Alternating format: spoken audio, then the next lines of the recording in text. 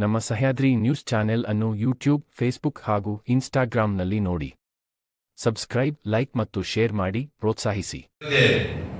ಬಹಳ 500 ವರ್ಷದಿಂದ ಉಳಿದಂತಹ ಒಂದು ದೇವಸ್ಥಾನದ ಶ್ರೀ ರಾಮಮೂರ್ತಿಯನ್ನ ಕೆತ್ತಲಿಕ್ಕೆ ಅವಕಾಶ ಕಲ್ಪಿಸಿಕೊಟ್ಟಂತ ನಮ್ಮ ಕಮಿಟಿಯವರಲ್ಲಿ ನಮ್ಮ ಸೆಲೆಕ್ಟ್ ಆಗಿ ಅವರು ಆ ವಿಗ್ರಹವನ್ನ ಕೆತ್ತಿದ್ದಾರೆ. ಅವರಿಗೆ ಇವತ್ತು ನಾವು ದೇಶಾದ್ಯಂತ ಸನ್ಮಾನ ಮಾಡ್ತಾ ಇದ್ದಾರೆ. ಇವತ್ತು ಪ್ರಧಾನಿ ಕಾರ್ಯದಿಂದ ಹಿಡಿದು ಸಣ್ಣ ಸಣ್ಣ ಸಂಘ ಸಂಸ್ಥೆಗಳಿಗೆ ಅವರಿಗೆ ಸನ್ಮಾನ ಮಾಡ್ತಾ ಇದ್ದಾರೆ. ಅದೇ ರೀತಿಯಾಗಿ ನಾವು ಜಿಲ್ಲಾ ವಿಶ್ವಕರ್ಮ ಮಹಾಸಭಾದ ವತಿಯಿಂದ ಮತ್ತು ಇಲ್ಲಿ ಕೃಷಿನಗರ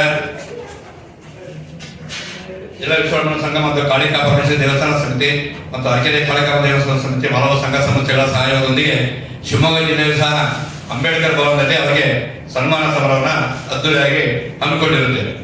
ಈ ಸಮಾರಂಭಕ್ಕೆ ಜಿಲ್ಲೆಯ ಎಲ್ಲಾ ತಾಲೂಕುಗಳ ಸಂಘ ಸಂಸ್ಥೆಗಳು ಸಹ ಭಾಗವಹಿಸುತ್ತಾರೆ. ಈ ಸಂಘದ ಅರಣ್ಯವಾಗಿಯವರ ಕಾರ್ಯಕ್ರಮಕ್ಕೆ ಇವತ್ತು ನಾವು ರಾಮ ತಾರಕ ಹೋಮವನ್ನ ಕಾಳಿಕಾ ಪರಮೇಶ್ವರಿ ದೇವಸ್ಥಾನ ಇಟ್ಟುಕೊಂಡಿದ್ದೇವೆ. ಅಲ್ಲಿಂದ ರಾಮಚಂಡಿ ಪಾರ್ಕಿಂದ ಹಿಡಿದು ನಾವು ಗಾಂಧಿ ಬಜಾರ್ ಮೂಲಕ ನೆಹರು ರೋಡ್ ಆಗಿಸಿ ಶ್ರೀಮಂತ ಅಂಬೇಡ್ಕರ್ ಭವನಕ್ಕೆ ಸಮಾವೇಶಗೊಂಡು ಅಲ್ಲಿ ನಾವು ಆಯೋಜನೆ ಮಾಡಬೇಕಂತ ತೀರ್ಮಾನ ಮಾಡಿದ್ವಿ. ಅದರ ಪ್ರಕಾರ ಸಮಾಜ ಭವನ ಅತಿ ಹೆಚ್ಚು ಸಂಖ್ಯೆಯಲ್ಲಿ ಆಗಮಿಸಿ ಅದಕ್ಕೆ ಸಹಕಾರ ನೀಡಬೇಕಂತ ಸಮಾಜ ಬಾಂಧವರು ಸಹ ಕೇಳ್ಕೊಳ್ತೇವೆ. ಜೊತೆಗೆ ಶ್ರೀ ಶ್ರೀ ಶ್ರೀ ಶಿವಕುಮಾರ ತೀರ್ಥ ಮಹಾಸ್ವಾಮಿಗಳವರು ಹಾಗೂ ಶ್ರೀ ಕಾಳಹಸ್ತೇಂದ್ರ ಮಹಾಸ್ವಾಮಿಗಳು ಅವರು ಸಹ ಉಪಸ್ಥಿತಿಯಲ್ಲಿ ಇರ್ತಾರೆ. ಅವರ ಉಪಸ್ಥಿತಿಯಲ್ಲಿ ಈ ಸಭೆ ಈ ಅಂಬೇಡ್ಕರ್ ಜಗತ್ತಿದೆ. ಇದಕ್ಕೆ ಮುಖ್ಯ ಅತಿಥಿಯವರಿಗೆ ನಾವು ಲೀಲಾಮೂರ್ತಿ ಅವರನ್ನು ಸಹ ಆಹ್ವಾನ ಮಾಡಿರ್ತೇವೆ.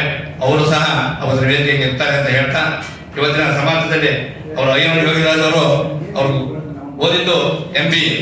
ಅವ್ರು ಯಾವ ನೌಕರಿ ಬೇಕಾದ್ರೂ ಮಾಡಬಹುದಾಯ್ತು ಅವರ ಬುದ್ಧಿವಂತಿಕೆ. ಯಾಕಂದ್ರೆ ಅವರ ಅಪ್ಪನ ಕಾಲದಿಂದಲೂ ಸಹ ಅವರು ಒಬ್ಬ ಶಿಲ್ಪಿ ಮಂತ್ರಿಯವರು.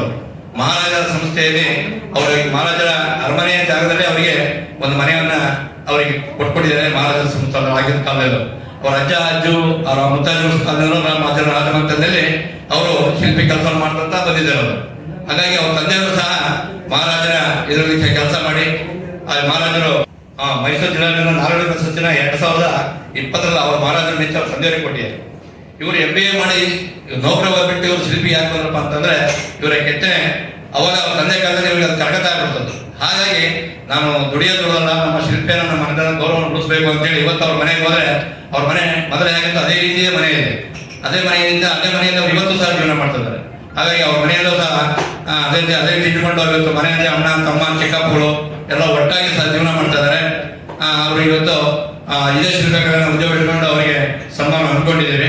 ಹಾಗಾಗಿ ಇದಕ್ಕೆ ಸನ್ಮಾನಕ್ಕೆ ಎಲ್ಲಾ ಸಮಾಜವನ್ನು ಮತ್ತು ಎಲ್ಲ ನಾಗರಿಕ ಬಂಧುಗಳನ್ನು ಸಹ ನಾವು ಆಹ್ವಾನಿಸಿದ್ದೇವೆ.